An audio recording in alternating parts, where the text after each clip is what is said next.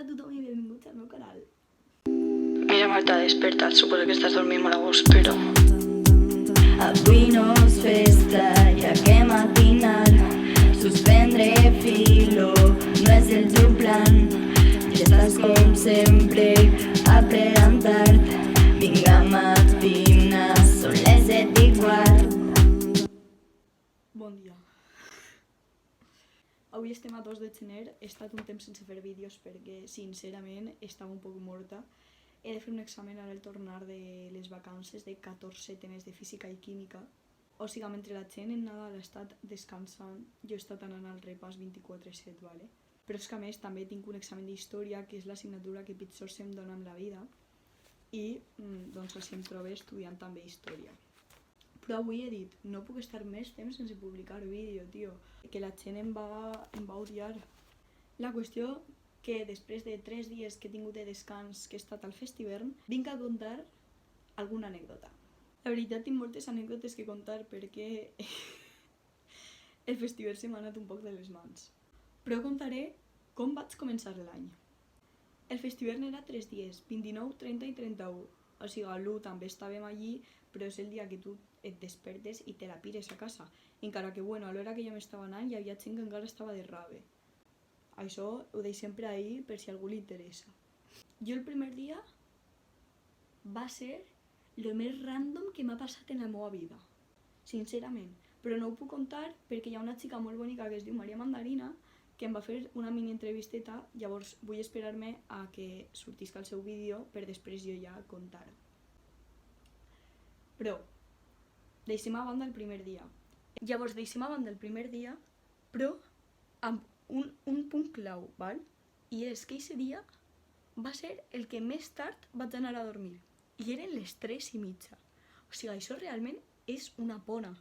Vull dir, la gent allí se n'anava a dormir a les 8 del matí. I jo a les 3:30 va ser el que més vaig aguantar en els 3 dies. O sigui, flipando. La qüestió que jo ho vaig donar molt, el dia 29, tot genial, no posarem detalls. El dia 30, doncs, magníficament bé. A les 11 estava dormint.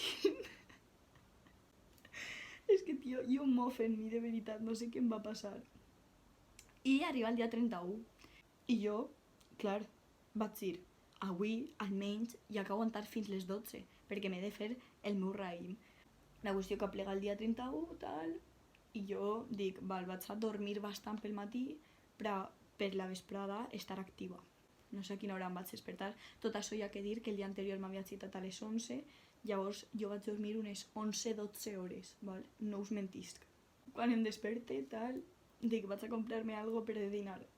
Me'n vaig amb una amiga, estic en ella pel poble, per tavernes, tot perfecte. Jo anava com si no haguera dormit gens i acabava de dormir 11 hores.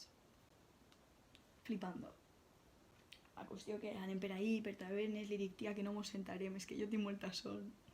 Mos sentem, tal... Quan ja se'n va ella amb les seves amigues, dic, hosti, vaig a dutxar-me dia 31, començar bé l'any, agafar les meues coses, canviar la dutxa, cridar als meus pares, li conte què havia passat el dia 29.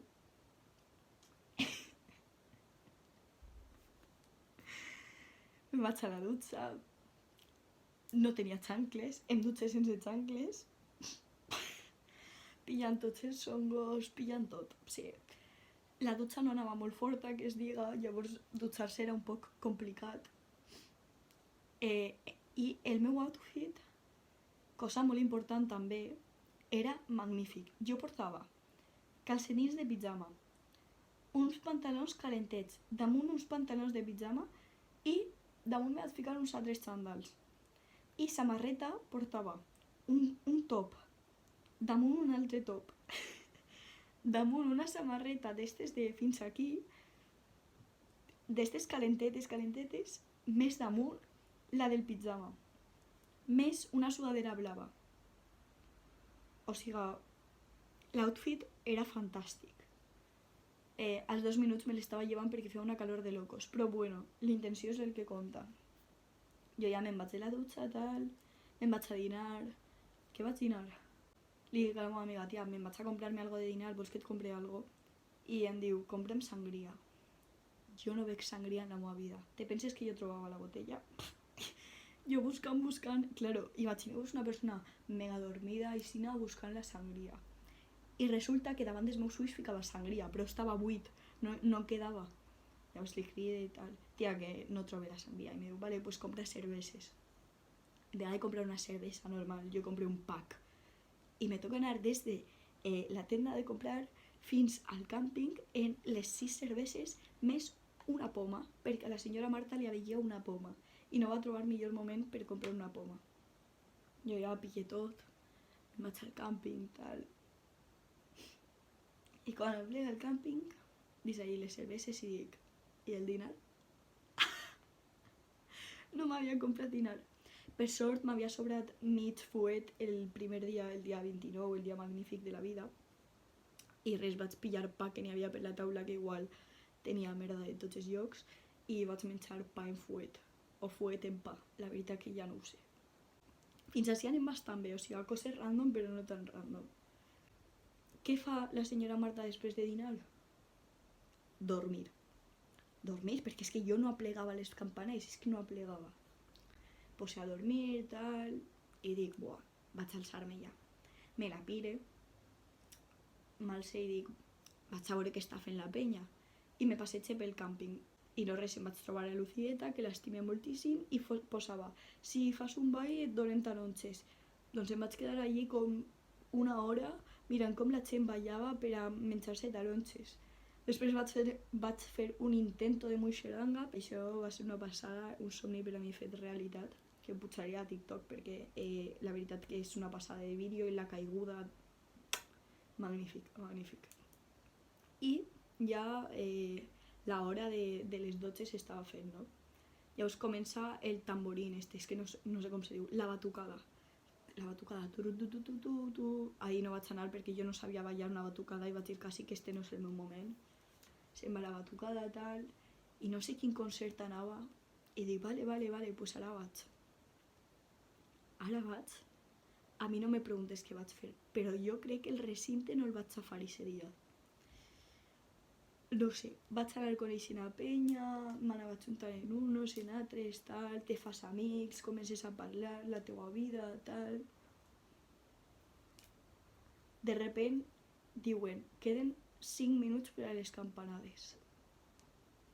Tu te penses que jo estava fent les campanades en Cabra Fotuda, en Rocío Campanades? No, jo estava en la placera de davant del càmping. O sigui que arribar hasta les campanades a mi no em donava temps, no em donava la vida. Llavors estava jo allí sentadeta en un muntó de gent que suposo que no tenien l'entrada, que estaven allí, i jo que podia entrar no entrava. Sense raïm, ni emanems, ni taronja, ni res de res. Van sonar les campanades i jo no sabia ni que havien sonat. I ja una vegada em van dir feliç any i jo, ostres, que ja és, vaig dir, pues me'n vaig a dormir. Així que sí, a les 12:30 possiblement jo estava dormint. Però és que a més tenia moltíssima set d'aigua, així que l'únic que vaig fer abans de dormir va ser pillar gots que em vaig trobar, omplir-los d'aigua de la font i portar-me'ls per a poder beure abans de dormir.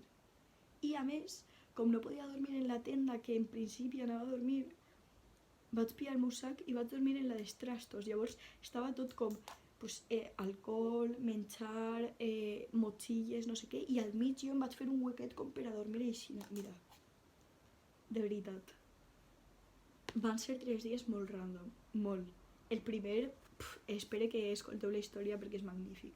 Però és que, com vaig viure les campanades, crec que definirà el meu any. O sigui, no sé si és que vol dir que va ser una locura d'any, perquè lo de les campanades va ser una locura, que no me vaig enterar de res, perquè també podria ser, perquè jo no em vaig enterar de que ja era I know, o que vaig a necessitar molta aigua per a la vida.